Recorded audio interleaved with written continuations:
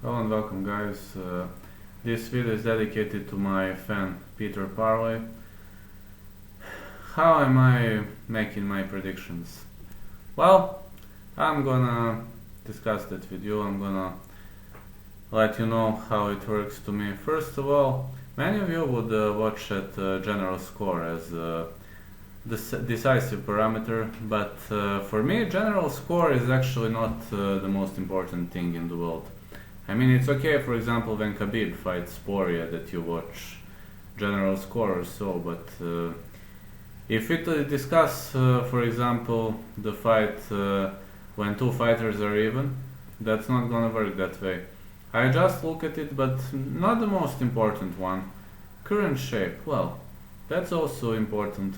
For example, if the fighter is riding on a 3-fight win streak, and if the fighter is riding on a 3-fight losing streak, that's not the same.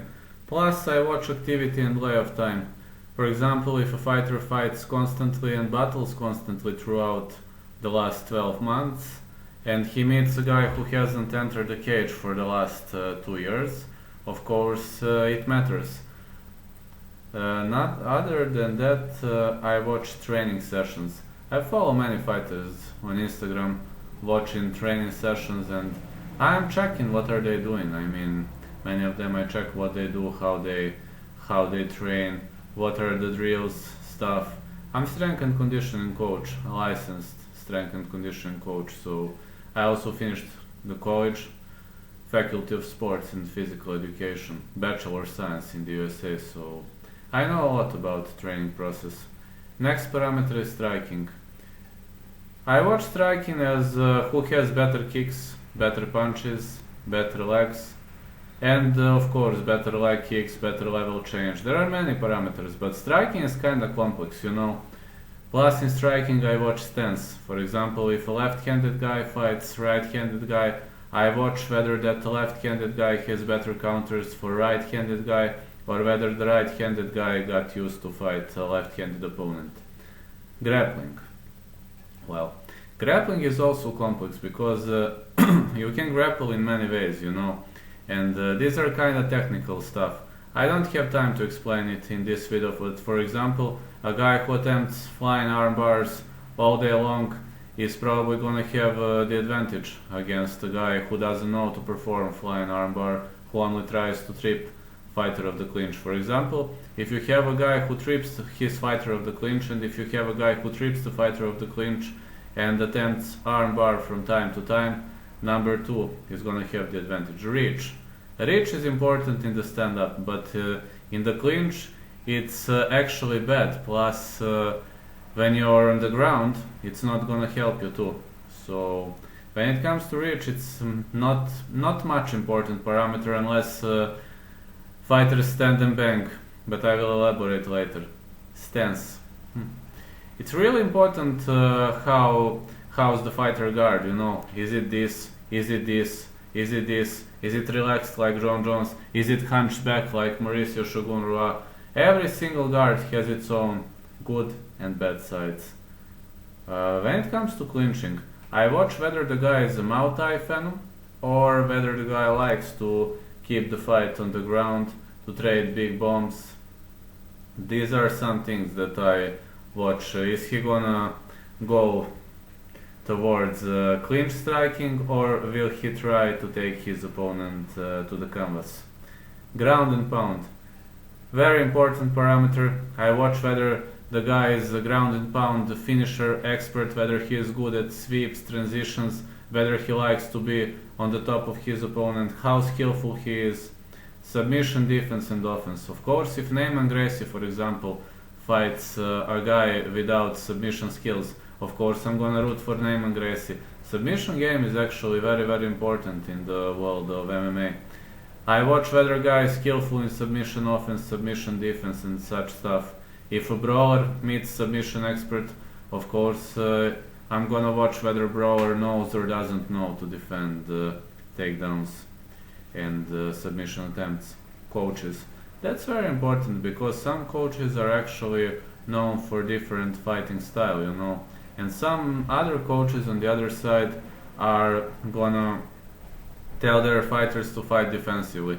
If they have a very, how to say, sharp-minded coach, I'm gonna give advantage to that fighter. For example, I consider Firas Zahabi a sharp-minded coach. I consider Mark Montoya a sharp-minded coach. Interviews. If I had an interview with that fighter, then I know some stuff from his private life, from his training sessions. I know whether he has a good or bad day in the office, how he fights.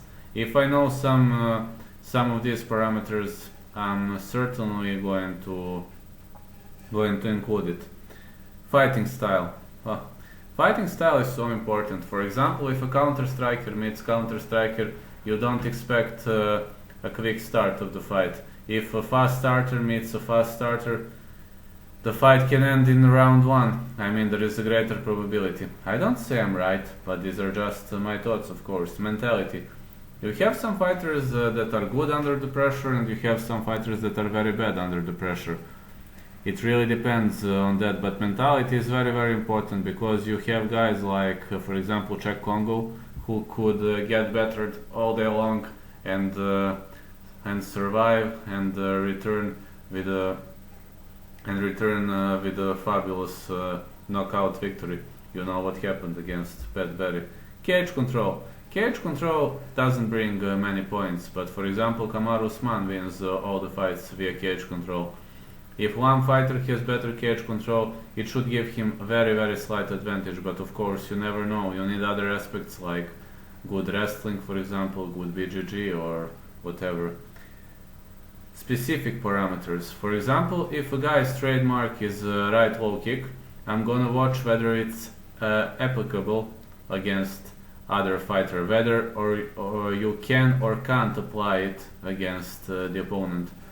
For example, if your specialty is right low kick, and opponent's specialty is checking right low kicks, it means your trademark is not going to work. But of course, if the situation is different, if your right low kick is strong and he is not checking your low kick well, it's going to work. For example, if a left-handed guy meets right-handed guy, and right-handed guy's specialty is right straight, while a left-handed guy always leans to this side, of course I'm gonna say the trademark punch, kick, takedown, submission or whatever is going to work. These are some technical parameters, but I base my predictions on this stuff, and thank you Peter Parley for asking for this video. I think this will help some predictors to give better predictions, and first of all, I don't say I'm right. These are only my thoughts. I mean, maybe you have different ways to view this, maybe you have different ways to think about predictions, but I told you now how I do it actually. So I hope this video helps somebody.